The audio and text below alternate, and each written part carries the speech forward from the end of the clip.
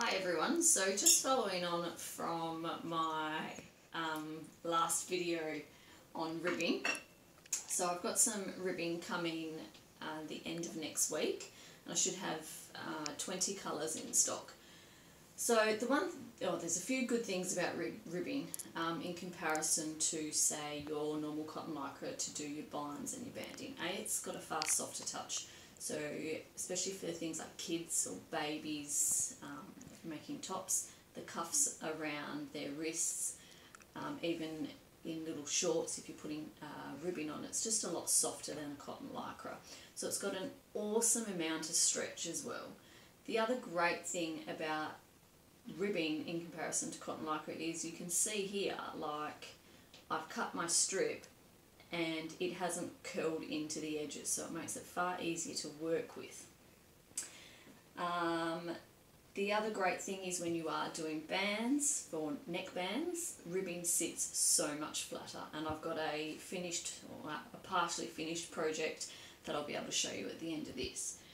What I wanted to show you today was the binder attachment. So I've got, this one here is the single fold. Now I've chosen the single fold purely for a couple of reasons. Working with knit fabrics can tend to be a bit bulky. So if you've got a double fold binder, it's folding at the top and at the bottom, and then you're putting your fabric in the middle. And if you're working with something like French terry, where it can be up to 300 GSM in weight, it can get quite bulky. So the single fold only folds the top, then you have your garment in the middle, and then you're folding under. The great thing with knit fabrics is it's not going to fray, so it doesn't need to be folded under. One pointer. The second thing I've got here is I've got the 15mm one, and it tells you on there what size binding you need to have cut. So mine needs to be 40mm wide. So I've cut my binding, and it's going to have a finished measurement of 15mm. For me, as an adult, I think 15mm is fine. For children, I would probably go the 10mm, the 11mm, depending on which brand you're buying. It's just slightly smaller, especially on younger children. They're smaller body frames. It looks far more delicate on them. So what I wanted to show you today is I'm going to show you how to use it and the best way to attach it. So I've got the babylock cover stitch. These will work on the Juki's, the Janome Cover Pros.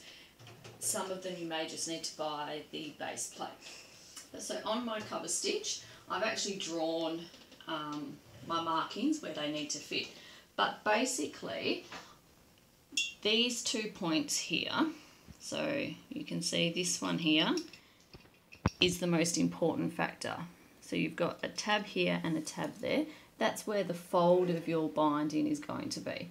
This tab in the front here is it needs to be placed just slightly to the left of your left needle.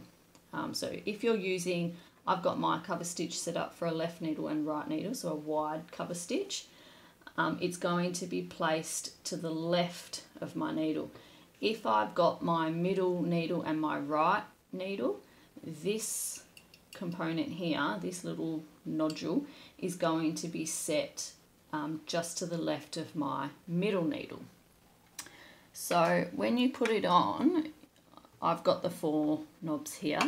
I place mine on here. What I do is I just screw it in first, which sometimes tends to be more difficult than it needs to be. There we go. And I just, do them fairly loose so I can still move. So you're kind of just eyeballing this.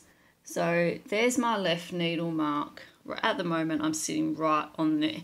It's not going to work. I'm going to find that if I've got it too far to the right, that my left needle will be on my fabric, and then my right needle will be stitching just on my binding. So I need to move it just over ever so slightly. So I've got this point here is just to the left of my needle. Now this also is going to depend if you're using ribbing, or if you're using cotton lycra, if you're using swim spandex. So I do suggest that you test them all out because they will be slightly different as to where you position it. So this part here is just to the left, and you can see that's where my fold is going to be. What I do now with my ribbing is I'm going to just cut it to a point. I don't know what I did with my scissors. Sorry, give me 2 seconds. Okay, so I'm going to cut my end just to a point. It makes it just a little bit easier to thread through. And you've got this concertine, the weave. So you just weave that in and out. I only do it a couple of times, like so. I like to have that on the front, actually. And then I just have the rest of my binding sitting flat. I have seen people use things like toilet roll holders, and they wind their excess binding up and have it to the side, almost like your spool of thread, to help it wind off easier. I've not had any issues with just leaving it there. I just keep an eye on it and making sure that it's feeding through nice and straight. So you feed it through here, and grab your tweezers or whatever you want to use, and you pull it through. And what you do is, you can see under here, you pull it through. The top part is folding, but the underneath isn't. And I give it a fair bit of a pull, just so I've got enough at the back of my presser foot.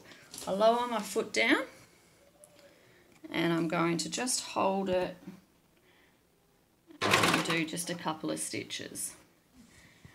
I know that I'm in the right spot. And now all I'm going to do is, I've just got a piece of fabric, I'm using it right side up, and I also forgot to mention that your ribbing has to be wrong side of the binding facing you, okay? So this part here, now your fabric just gets fed into the corner here, like so, and the machine does it all. It feeds it through beautifully. So I can just start sewing. I always go slowly, and if you can see here, it's my left needle is sewing quite close to the edge of the binding, which is exactly where we want it to be. You could even go a little bit over to the left some more, but I'm happy with that result. And so you're just feeding it through. So I'm making sure that my excess binding off to the side is fine. And you're always making sure that your fabric or your neckline or whatever it is that you're binding is in that little gap there.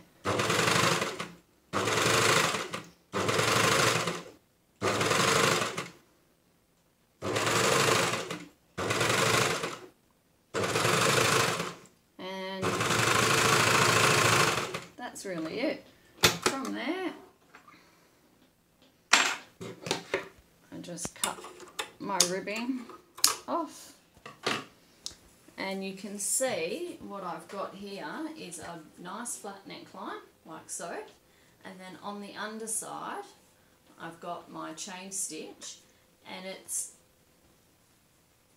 just missed that bottom bit, but I'm happy with it. I think if I went on my needle side further down, it would miss it. So perfectly done, and on the underside it's nice and neat as well. I'll quickly just show you this dress. Show everyone my messy room. So this is the neckline that I did on a bind with my binding. So just look at the neckline. Come forward, Gracie. I have my daughter videoing. So the neckline here. So when you sew in the neckline, it's done in, you only sew in one shoulder seam as well. Then you finish it off. at the end. So perfect neckline all the way around, and look at how flat it sits. Okay, thanks. I hope that's somewhat useful to you all. I'll show you another quick video on attaching the ribbing with an overlocker. It's no different to attaching the binding, a cotton lycra band. But I know some people have asked, you know, is it different? And it obviously sits different. So I'll try and get another video up as soon as possible. But thanks for watching, everyone. Take it easy. Bye for now.